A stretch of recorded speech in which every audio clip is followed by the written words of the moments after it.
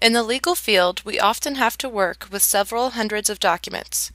I work in a small environmental firm in which we embrace the help of technology using Mac computers. In this presentation, I will give you a description of how to manipulate PDFs and Bates label documents.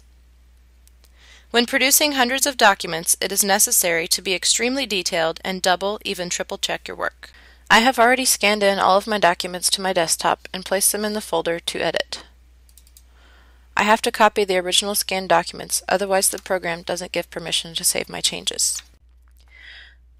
I originally had 5 documents, but as you can see, there are 3 documents that I scanned in as one, so these need to be separated.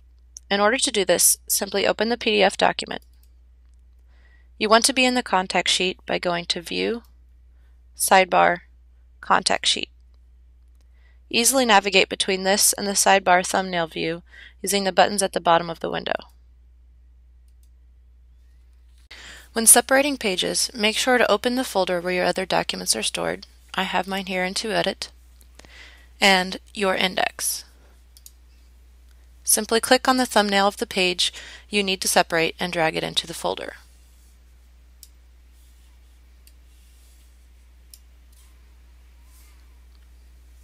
It is best to rename your document as soon as you drag it over, and make sure to note this in the index as well. Once this is complete, simply remove the pages you don't want to be included together by clicking on the page in the sidebar view and hitting Delete. Make sure to also rename this document.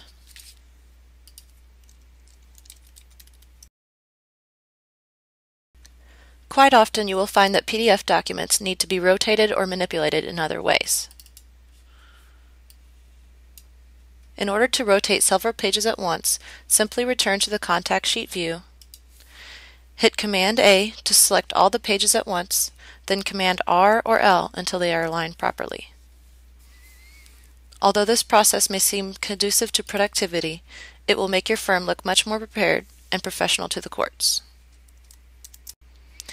In this document, the pages are out of order. In order to change them, make sure you are in the sidebar thumbnail view. Simply click on the page you need to fix and drag it to the correct location. Make sure this bar stays within the highlighted box area. As you can see, our pages are now in order. Make sure to save your document and go ahead and close it.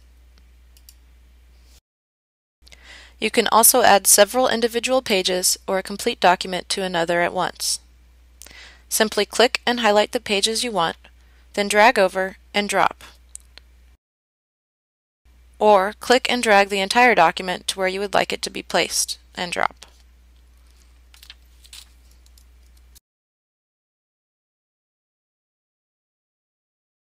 The next step would be to redact any confidential information, but we will skip through this to save time. Make sure that once all of your documents have been edited and redacted, you place a copy that will not have Bates labels into another subfolder. I call mine Backup No Bates. This will help if you make a mistake in Bates labeling. I have not yet figured out how to undo the Bates labeling once the program and document have been saved and closed. It is important to go step by step and not rush to the Bates labeling process. You will want to have your document index and whatever folder you have placed your documents into open and ready. Open the Easy Bates program and type in the number you would like to start with. In order to make sure I don't repeat numbers I previously used, I have a chart that lists every Bates number by case. For this example, we will use LT001. Using the drop-down arrows, you can change the location, font, and distance from the edge of the paper, but we will just use the default. You can click Next or Documents. Both work just as well, and you can navigate between all tabs. Now you are ready to label your documents. Simply drag the documents you would like to Bates label in order of how you would like them to be numbered.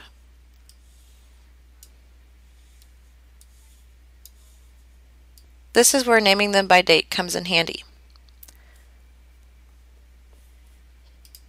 Next, choose which style you would like to use for the label. You can also choose to have the documents renamed which would be easiest in locating the documents later. The next step will take you to the Run tab, in which you choose the style you would like to have your pages labeled. In this case, we will stick with Stamp All Pages. Then click Run. The program will label the documents in the order you placed them. And as you can see in your folder, they are now arranged by the Bates number. The next thing you want to do is scroll through your PDFs to verify that you labeled everything correctly. Use your index to compare against the labeled PDFs and make sure that they are correct. Then type in your Bates number accordingly. It is important that you do not close the Bates program until you have double-checked the labels. If you find you forgot to add a document, put them in the wrong order, or mislabeled them, simply click Undo Stamps. Then Run. Again, make sure you check that the Bates labels are correct and scan through to the bottom of the PDF to make sure all pages have been labeled if that was your choice.